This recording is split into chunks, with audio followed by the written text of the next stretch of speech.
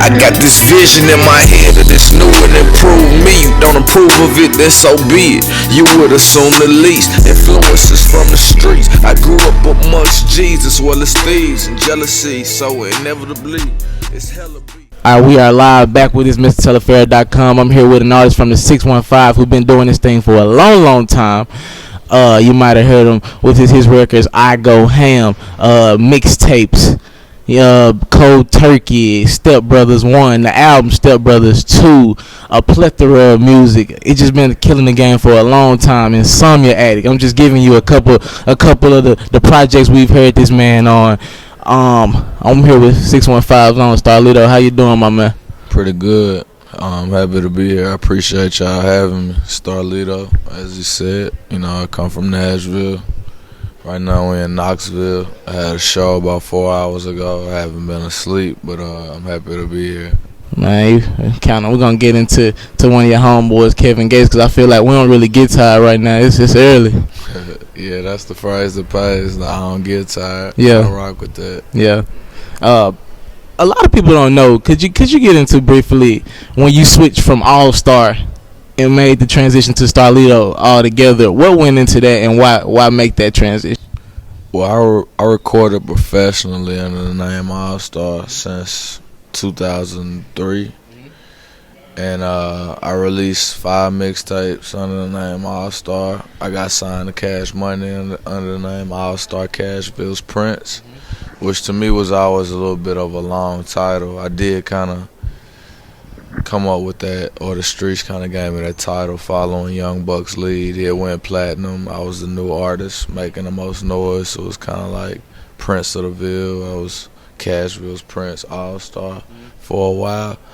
And around 2006, I started gradually transitioning into this, I don't want to say a Starlito persona, but I released Starlito's Way 1, a mixtape, in 2006. And I released Starlito's Way 2, a double disc, an album, in December 2007. It was on my 23rd birthday.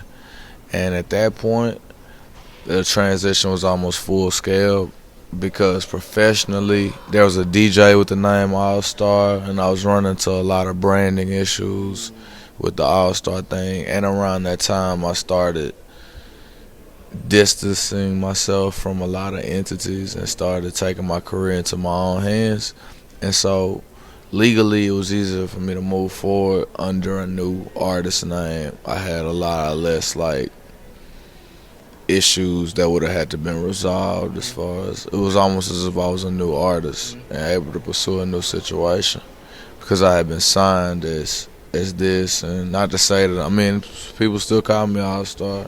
People are familiar with my older music especially, and that's cool too.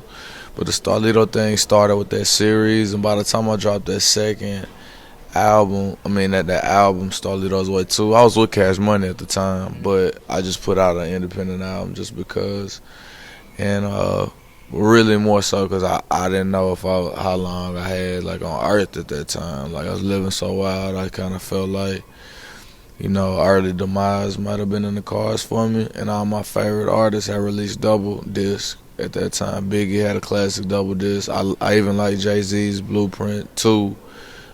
Tupac had the double disc, and I felt like that's something I need to do. And I was 22 when I recorded. I released it on my 23rd birthday.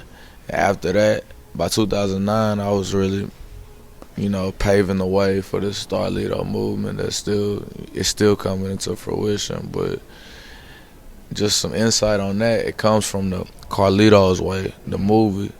I just always related to that character, understood that character, even the mindset of trying to detach, and in his case, get out of the game he was in, get out of the underworld and the street. He got out of jail and was on a path to get away from that. In my world, it's really hard to get out of the game the street game. It's hard to get out of a street life, and so that was my goal. It was people always clean the Scarface in that Al Pacino role, but I liken myself to the Carlito's Way of wanting to, transcend what you have been doing and get into a new and improved you. And that's how I started my latest single, Mood Swings and Misses. And I got this vision in my head that's new and improved me. So Starlito's, it was Allstar for a while. I made a few hits. I made a few ripples in the radio world. I got a record deal. I wrote for some artists. I made some money. I saw the world as Allstar, but I made all the financial progress. I made all the power moves. I've accomplished all my goals as an artist since I started pushing the Starlito line, and I put out 30 mixtapes or so since then too. So that helps, I guess. You brought up the Cash Money days earlier. For those who don't know, did you go to Cash Money with Yo Gotti, and what was that like back then? In 2004, around the time I released my third and fourth mixtape, which was summer 2004, I had a lot of offers from a lot of established artists, a lot of companies. I had a lot of offers from I had an offer from Young Jeezy and his company, Yo Gotti, around the same time. Yo Gotti was more popular in my area. I hadn't really heard of or wasn't familiar with Jeezy at the time, but we took the meetings. We linked, we developed a bond, we recorded The Grey Goose and songs like that you heard. I started working that song early on, and I got with Yo Gotti and his company and signed an independent deal. Soon after, he signed his first major deal, and then we got a production deal together through his company with Cash Money, but I was a solo artist with a little bit of priority in that situation. And so from there, I had my deal over there, and we were working together throughout that. And even when we kind of had outpaced or outgrew that, we still worked together for a few years past my ties with Cash Money Records. And when I was an artist there, it was never with Young Money. That was a misconception. I was signed through Birdman and Slim side of things. And that lasted until about 2010. When you shocked the world when you came out, I believe that was last year for Yo Gotti's birthday bash. You popped up in Memphis. Nobody was expecting that one. What happened with you and Gotti that y'all had to hash out whatever, and how were you guys able to settle that and just get back to the money? Well, I think it's interesting because you said shock the world, and I don't think it was. Maybe it was a shock to people that were trying to read more into whatever the situation was or wasn't, because at one time we had a partnership. We had partnered, we had a joint venture dating back to 2004.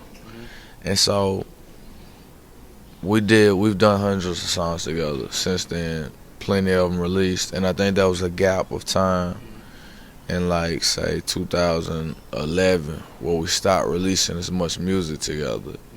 And I believe a misconception came with that there was some kind of issue between us.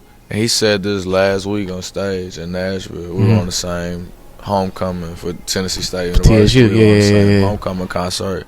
And he called me out toward the end of the show and was like, I just want everybody to know, whatever you might think or what you think you know or heard, this is my little brother right here. We've been business partners going back 10 years. There's plenty of people that hadn't heard of me or Yo Gotti 10 years ago. We were in business together then. So a shortage of music for a period of time was just that. We just weren't recording a lot of music together. We've done probably 6 or 7 shows together in the last year. I'm on his newest artist, Snooty Wild's EP that just dropped, the Go Mode. I'm the first voice you hear on Here there. I go. That's a smash. That's one of my favorites right there. Shout out to Snooty. Yeah. Shout out to their team. I'm on there. I'm on that EP that just dropped. Yo Gotti's featured on my Fried Turkey album that dropped Thanksgiving in 2013. So we're still making money together. We're still making moves. I talk to him about every week or so at least. We really have a really brotherly bond that people would never understand. We've lived together at times. So coming out to his birthday party was a no-brainer by the time it had happened. And past that, like I said, we're actually back working pretty closely. What's that like? When you just brought up the TSU homecoming, we had kind of like all of Tennessee on stage. Well, most of it. Well, we had a strong presence. Yeah. That was good. It was it just felt, the energy of it was good, because I think Tennessee has one of the strongest music scenes in the hip hop world, and I had made mention of it online. Like soon after that, I thought of, I was like, 8Ball, MJG, Young Buck, Yo Gotti, Juicy J, Young Dolph, Don Trip, Snooty Wild, Starlito, etc., etc., etc. Not even the namesakes of it, but consider that none of us sound alike. You know, I think we all make good music, and I don't think any of us sound alike. The same can't be said for a lot of regions, a lot of, markets. The artists produce like similar material, really, almost, I don't know, it's just really similar to me. And in our case, a lot of our stuff is parallel and it connects because we're from the same place, more or less, but we don't sound alike. We don't rap alike, and I just think that's another testament to the strength of our music. Memphis has a real soulful sound. Nashville is just a musical city in general. All those artists are from those two cities. I'm like, yeah, we really have something going on there. And I think if we can all just put it together and keep pushing, that it's bound to be some breaking point where Tennessee music really has its moment in hip hop, or as far as rap goes. We talked about this in Memphis a couple months back, but I want you to briefly get into it again. What is it about you and Don Trip that just meshes so well? We get I'll let you announce that about maybe a Step Brothers 3, but what is it about you guys that meshes so well and you guys are continuing making music together? I mean, first of all, no doubt there will be a Step Brothers 3. It's in production right now. You heard that. I'll spare you a great deal of the other details about it, but it's in production right now. And the thing about Don Trip and I is, I believe our chemistry is really, really natural. We're both very, very eccentric, very, very eclectic in our own ways. We're introverted, but we're also so different, and I think that's what works. Like, we're both intellectuals of some sort. We're both really observant of things, I think, but like, we got a lot of differences. But that's the blend. That's what I think everybody gets. Even one of my favorite songs we've ever done together, Caesar and Brutus, like a lot of songs, one of us may pace the idea more than the other, but we can't. It's really hard to leave one another behind. I feel that. Even if he has a great idea, and I'm just like, okay, I just kind of get it, but I'm gonna rock with you. I'm kind of quick enough on my feet to keep up, and vice versa. So I mean, it's that, like, we both are serious about our craft and serious about it word for word. There should be some value in it all the way. Like, dudes got the sickest ad-libs to me, and a lot of times they rhyme. I don't think people probably have always gotten caught up in his ad-libs, how quirky or how catchy they are, but a lot of times they rhyme. And that's when somebody's really got attention to detail, like with words. So, we allow each other that freedom to be ourselves within our bond. I think that just shines. It just, that's part of what makes it really work. Like, he's not trying to make the song sound like him on one of my songs, or vice versa. It's like, okay, I'm doing a song with Star, so I gotta rap like Star rap, or vice versa, And I think some groups are like that. I think a lot of groups that I like that. UGK and Pimps. UGK with Pimp C and Bun B was like that. I think Outkast is like that. It's two individuals that are just almost that much better collectively. Gotcha. And they just do the same thing they would do if they were by themselves. But can make it mesh together. Definitely. Well, this is a kind of selfish question right here.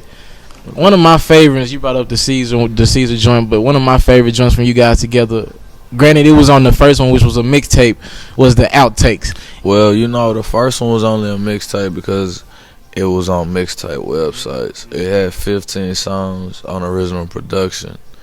That's pretty much would be categorized as an album in any other. Yeah. Well, you just gave it. Let me fix that up a little bit. Y'all gave it to us for free. Well, I mean, it was a mixtape. Yeah. You can call it that. But I just was like, that's just interesting. And like, it wasn't much that separated the first one and the second one, other than presentation. Yeah, you're right. But you were saying outtakes. Outtakes. I'm kind of selfish here. That was one of the hardest 15 minutes I've ever heard of just picking beats and just depicting beats basically and murdering them. Is it possible that we'll get an outtakes on something similar to that on Step Brothers 3? I mean, yeah, of course it's possible, but maybe not even in that form. Maybe you'll get it before Step Brothers 3. Maybe you'll get it in just some form of part of the outtakes. Karate in the Garage, that surfaced about a week before Step Brothers 1. So some things just happen, you know. They just come together. Well, at that time, it was a jacking for beats that we just put on, spin on. We let the word play into the beat selection, into the transitions. Like when we started that song, for those that aren't familiar, it's like a 7-track jacking for beats that starts it off. And we didn't say, all right, we're going to do this beat, then this beat, then this beat, then this beat. Like, we probably had 8 bars here, 4 bars here, back and forth on the first beat. And by the time, like, we kind of get to, like, maybe it's enough of this beat, then we're like, all right, what's coming in next? It's such an on-the-fly recording process that we couldn't say, all right, we're going to do another one of those at some point. It's just got to be the same level of inspiration. You know, even those beats, we liked those same beats to jack, and it was just that much easier to do it together. So, yeah, I mean, just expect the unexpected with Step Brothers 3. I mean, if you notice, we put out an album and it charted, it did well with 2, but that was on the tail end of doing, that was 2.5 years after doing one, which was just something that we put together in 3 studio sessions. Wow. So I can't say we got an outline for Step Brothers 3 or 4, but, you know, we're working on it. I can't say that. Rumor has it that you and Kevin Gates gonna be getting in the studio for an album or a mixtape or something like that. Could you verify that and tell us where we at with that? Well, I'll just say this: every time Gates and I get together, we end up at the studio and we end up stopping at a gas station, either to or fro. Like, it's just a part of our process, and so tentatively, we got a project together called Studios and Gas Stations. Okay, you know okay. Different. I don't want to give you too much insight on it, but we got a lot of songs. We got a lot of music. We put out 10 songs together last year. Well, we got freestyles and stuff just leaking at random as we speak. A couple of them dropped this year. So, I mean, expect the unexpected with that. I talked to Gates 2 hours ago, actually. Wow. I talked to you after the show. I went and ate breakfast over there, and I talked to him for about an hour. Like, that's one of my best friends. Like, not even musically. You asked me something out the record about when he shouts me out, but that's, really one of my best friends. You know, and he call you his favorite artist all the time. Any interview he do, he gonna always bring up Starlito. What's that like? And he blew up out of nowhere as well. The strange thing is he was doing that before we met, before we linked. I actually heard him on a satellite radio interview a couple months before we met. I didn't even know who it was. I heard him shout me out. I cut it up, was talking about my music, went back into his interview, and I was just intrigued. When we linked, it's the same deal. I mean, I just think it's genuine. You know, over the same time, he's became my favorite rapper. At least if not for the moment, but one of my favorite rappers, period, because it's just raw. And that's the strength of our bond. Like, what he appreciates the most out of my music is the humility of it, is the fact that it can appeal to so many people in so many walks of life, because I generalize the feelings that I've learned to internalize, like the pain or whatever. I make it common enough, or just any examples, whether street life or, you know, some intellectual stuff. I try to bring it to a level to make somebody think about it. Like, even if you don't know about it, I give you something to think about. And you know, his end, like, it's just raw. It's just so emotive. And, you know, every time he shouts me out, it's love, because his profile has raised so much, but that's really like my brother. And I always appreciate it and I love it because I feel like he's being honest. He don't owe me nothing, like, from the first time he shouted me out. So feel like he's answering those questions as they're asked to him. I'm just, fortunate enough to be in anybody's CD player or MP3 player and anybody's headphones or coming through their speakers. I appreciate it all. Even more so, when bro got the appeal that he's got. You said it was overnight. I don't believe it came up overnight. Really? You know what I'm saying? Like, I just don't believe that. Mm-hmm. Like, it's a fair amount of research that you could do and see it wasn't an overnight thing. His status may have just transcended where it was, and it's just, and it appears that way, but it's never like that. Not real success. I got a tattoo on my arm that says the only place success comes before work is in a dictionary. So I know he been releasing music since about 08 at least, 07 or something like that. That's not overnight. I mean, I hear these rappers like dance songs and stuff that started rapping a month ago, and they say that in their interviews. That's relatively overnight. But Lito, it is kind of, with the I don't get tired and some of the other comments he made, like it just seems like he just kind of blew in the last 12.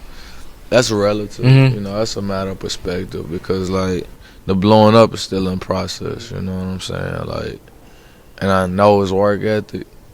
I know he ain't near where he's supposed to be or where he gonna end up. So to me, it ain't blown up yet. It's just, it's in process. We witnesses right now, and I love that.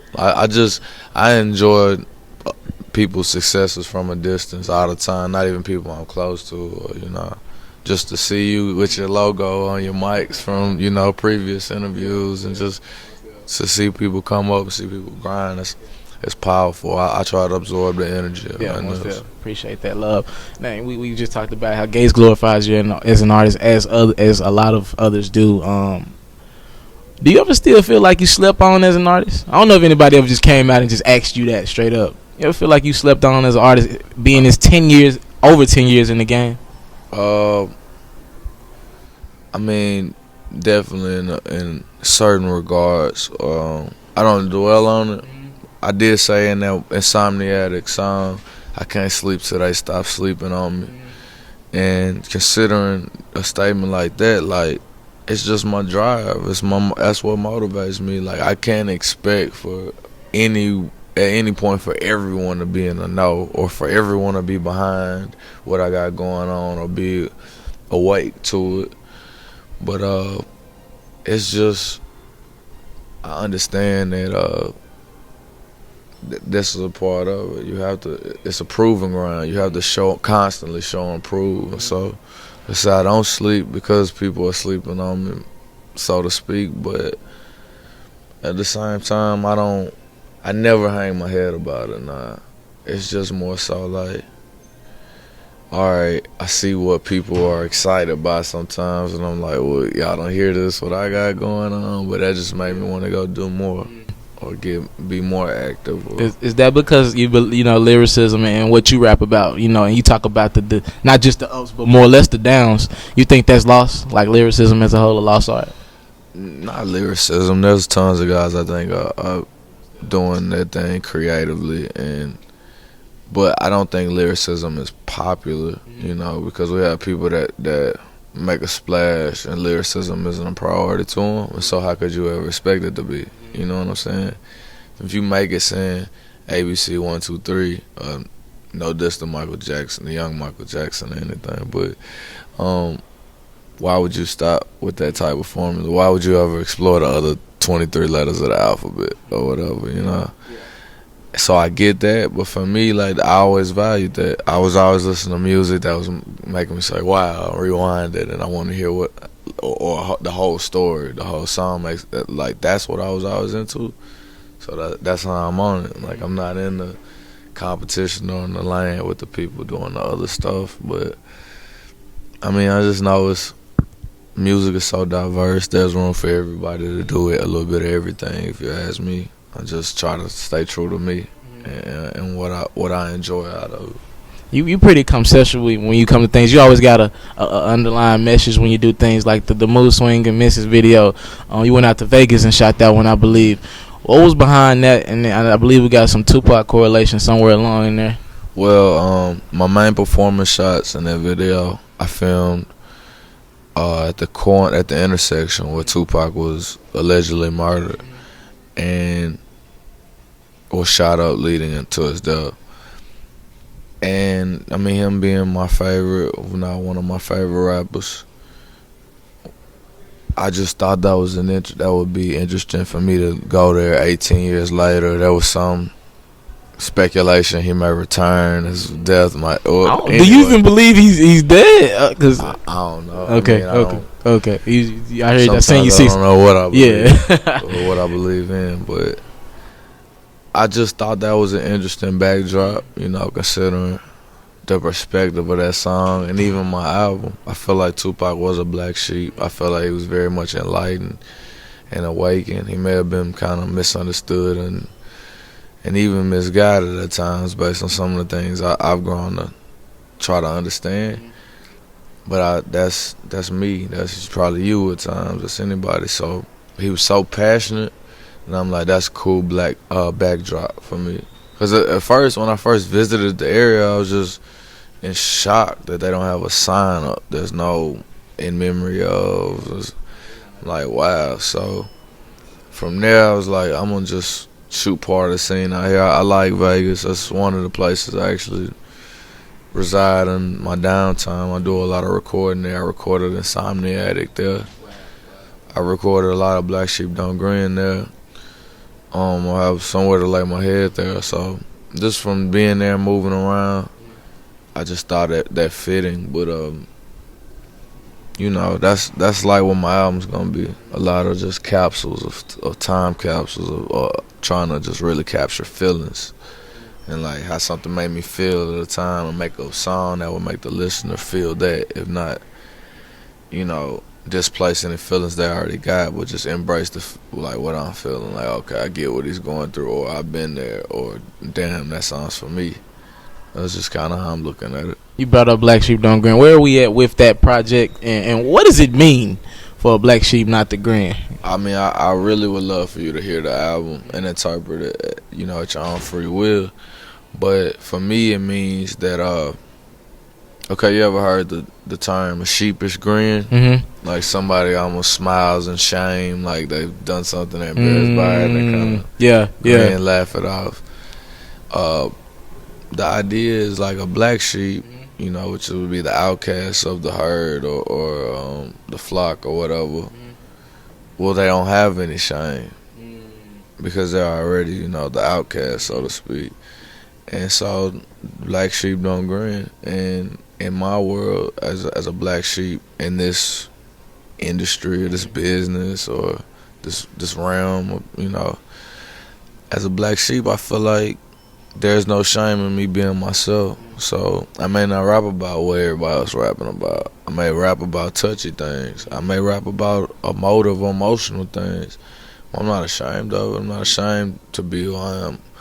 I put a song about bullying on Step Brothers 2. I made a record about the regret and the pain that comes from me mistreating a girl to the point where she aborts my unborn child without my knowledge. Like, this is where I take it in my music, you know what I'm saying? I rap about some of the uncomfortable topics in the street.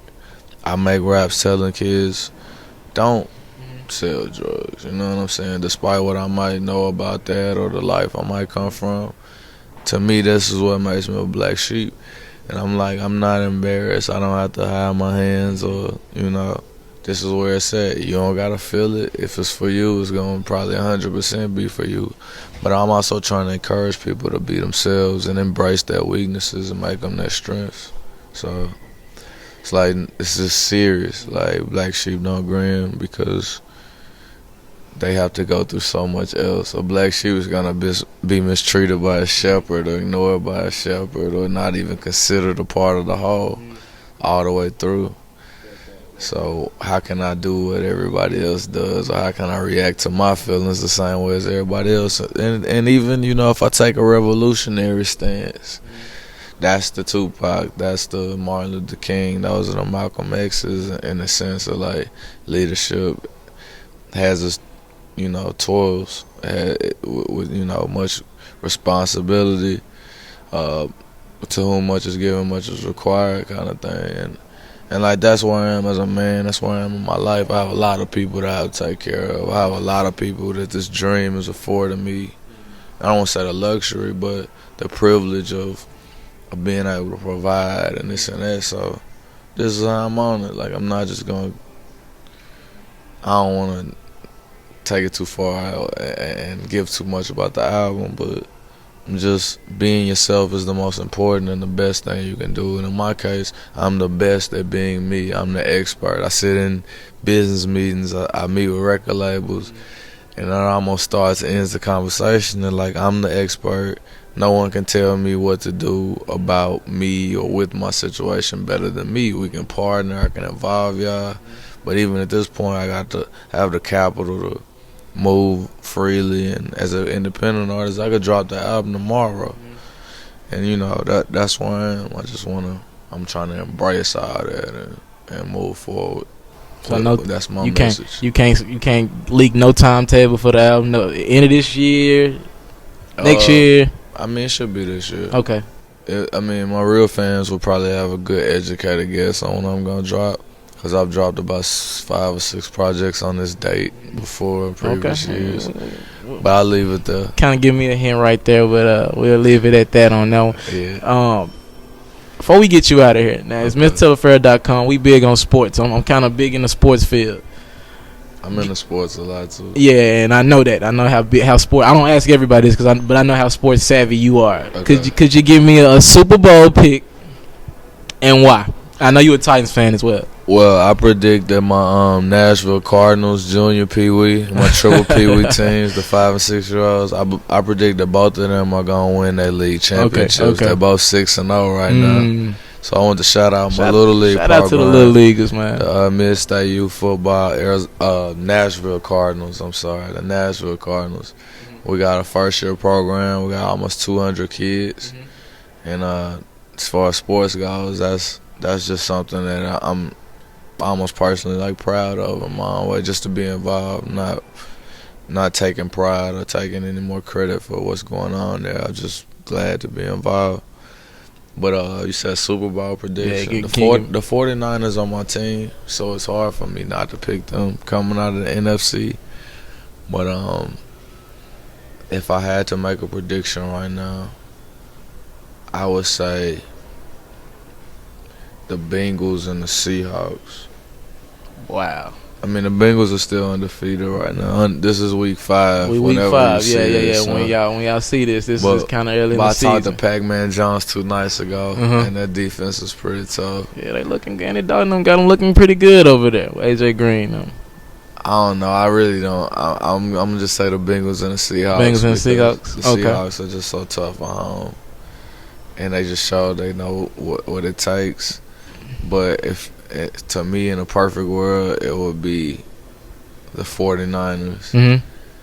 And out of the AFC, I like to see the Titans. Lord willing, but that's kind of realistic. You're kind of stretching right now, Lito. Yeah, but I say the 49ers and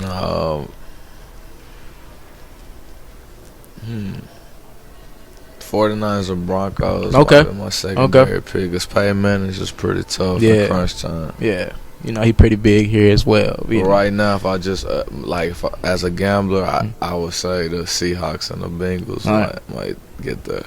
Just whatever that's worth to y'all. Sports expert Starlito gives us his Super Bowl predictions. Make sure y'all be on the lookout for that Black Sheep Don't Grin. We could get it from here, anywhere from here to I don't know when. He said it's a specific date for all the Lito fans. Y'all should check out. It'll be out mid-December. Okay. I say that. Y'all heard it first. Okay, you got it. But I might put out a free mixtape before then, so pay attention. Ties and Taxes Part 2. Oops, I might even get y'all the title. Well, he just dropping announcements right here on this. These are just theories, though. Okay. These are just theories. Plenty of projects coming. A lot of music coming. Gates album with him. Step Brothers 3 coming. Me and Young Dolph been working on a lot of music together too. I just throw that out there. Yeah, you and Dolph in the studio. That's gonna be crazy. Y'all got a lot of smashes together. We've already got like 15 songs together. Wow. Out. Just, yeah. Just not in a mixtape form. Yeah. but we've been working. We've been working on some things. I enjoy working with people that inspire me. You know, people, because I work with the same people over and over, and majority of them inspire me. They bring something out of me, and so I'm working with the same people. I mean, I got a good rapport with everybody I've been working with. Just want to focus on the good energy and keep pushing forward. Black Sheep Don't Grin, theories. Stay tuned. I always love when I can get in with Lito. I always got some insightful words for us. Lito, thank you for doing the interview with me. No problem. It's bright and early. I just ate breakfast. No sleep. No sleep. It's early. Real rap. It's Starlito. It's MrTellAffair.com. Yeah, what's happening? It's Starlito, and I'm rocking with It's MrTellAffair.com. Yeah, grind hard. Hey, I want to thank you for taking time out of your day to watch my interview, my performance, or maybe it was a feature story. Now, right now, you can either subscribe to my channel or you can watch other performances. Thank you for taking the time out. It's MrTellAffair.com. Up and where did that come from? Because you guys get together on all your projects, it seems like. I just been rocking with T for a long time. You know what I'm saying? Like,